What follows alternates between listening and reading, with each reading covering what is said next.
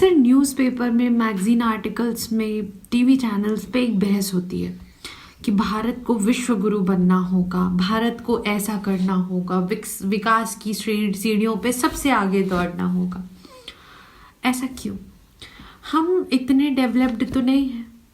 दुनिया के बहुत सारे बड़े देश हमसे आगे हैं हर फील्ड में, लेकिन वो बड़े देश हमारी संस्कृति, हमारे कल्चर को फॉलो करने के लिए आते हैं और हमारी ये सभ्यता, हमारे ये विचार, संस्कार दुनिया के कोने कोने से लोगों को आने पे मजबूर करती है, हमें देखने के लिए, हमें जानने के लिए कि भारत में ऐसा क्यों होता है। पर क्या हम सच में अपनी सभ्यता को फॉलो कर रहे हैं? मतलब बाहर से विदेशी आके हरिद्वार, बनारस में आके हाथ जोड़ के बैठ जाते हैं। क्यों? क्योंकि वो हमारे कल्चर को फॉलो करना चाहते हैं, ज्ञान प्राप्त करना चाहते हैं। क्या हम एक्चुअली में अपनी सभ्यता पे यकीन रख पा रहे हैं? हम हमारे संस्कारों को, हमारे वेदों को फॉलो कर पा रहे हैं? बिल्कुल नहीं। इतना जो ज्ञान मैंने बताया है, अब मुद्दे पे आती हूँ। कल मैंने एक बछड़े को मुंह से पूरा खून निकलते हुए देखा।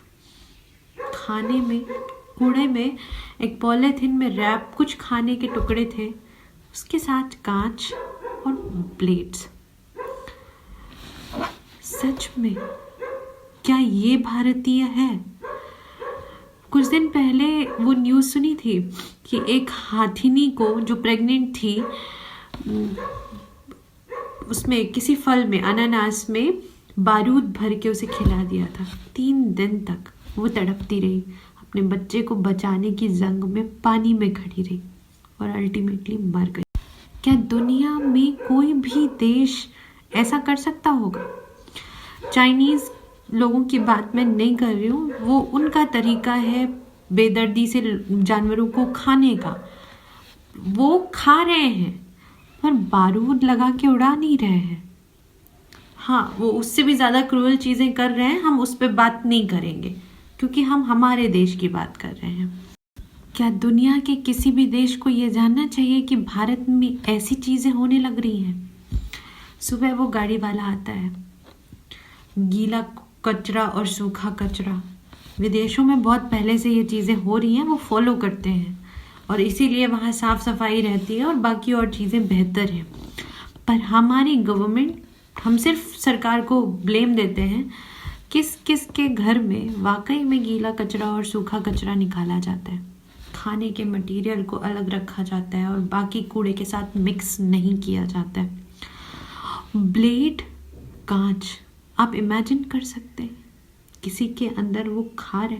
हमारे खाने में एक छोटा सा बाल आ जाता है ना, तो हम मम्मी पे चिल्लाने लगते हैं, काम वालियों पे चिल्लाने लगते हैं, मन खराब हो गया, ऐसी ऐसी बातें बोलते हैं। तो कैसे किसी जानवर को हम कचरे के साथ, खाने के चंद टुकड़ों के लिए, कुछ बचे हुई सब्जी के डंठलों के लिए ब्लेड और कांच के साथ छोड़ सकते हैं? भारत दुनिया का एक ऐसा देश है जिसके कॉन्स्टिट्यूशन तक में जो लोग धर्म और परंपरा को नहीं मानते हैं, वो संविधान को फॉलो करते हैं ना, वो भी ये माने कि उसमें भी लिखा है कि हमारे आसपास के जंतु, जानवर हमारी जिम्मेदारी है, हमें उनको निर्वहन करना चाहिए। उस बछड़े को रेस्क्यू कर पाना बहुत मुश्किल हो गया था। आप ये सोचिए कि हमें छोटी सी खरोच आती है तो हमारी माँ बर्दाश्त नहीं कर पाती और फट लेके डॉक्टर के पास भागती है। वो जो बछड़ा था, उसकी गैया उसे चाट रही थी क्योंकि उसे वही आता है। उसकी माँ, वो गैया माता, इतनी सक्षम नहीं थी कि वो अपने बछड़े को ले जाके डॉक्टर के पास छोड़ के आएगी। तो इसलिए आप ये बात समझें कि ये सबके लिए जिम्मेदार हम हैं और इस पे कोई देश शोध करने नहीं आने वाला है। इस पे हमें विचार करने की ज़रूरत है। खाने को अलग रखें। अगर हम किसी जानवर के पेट तक उसकी क्षुधा को, उसकी भूख को मिटा पा रहे हैं अपने घर के बचे हुए खाने से, तो बहुत अच्छी बात है। तो मैं कोई ज्ञान नहीं बांट रही हूँ, पर हाँ, एक रिक्वेस्ट है, खाने की और बाकी जो ऑर्गेनिक वेस्ट है उसे अलग, और कचरे को, जो हैज़ार्डस चीज़ें हैं जो नुकसान पहुंचा सकती हैं, इस तरीके की कोई दुर्घटना ना हो, उन्हें रैप करके किसी प्लास्टिक बैग में अच्छे से डंप करके बॉक्स में भर के, ये कांच और ब्लेड को, इतना हम कर सकते हैं, ये हमारी जिम्मेदारी है। अच्छे से डिस्पोज ऑफ करें कचरे वाले के पास। घर के बचे हुए खाने को, बासी खाने को अगर किसी जानवर के पेट तक पहुंचा सकते हैं तो कोशिश करिए।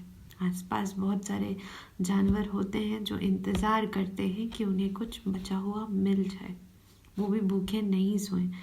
अगर खाना नहीं पहुंचा सकते हैं या कुछ भी पॉसिबल नहीं है तो किचन वेस्ट से कैसे खाद बनाएं, ये भी प्रोसेस अवेलेबल है इंटरनेट पे, ट्राई करके देखिए।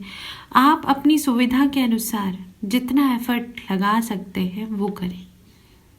वीडियो को प्लीज़ शेयर करिए सो दैट कि आगे चल के कोई भी बछड़ा, कोई भी और जानवर इस तरीके की चीज़ का शिकार ना हो।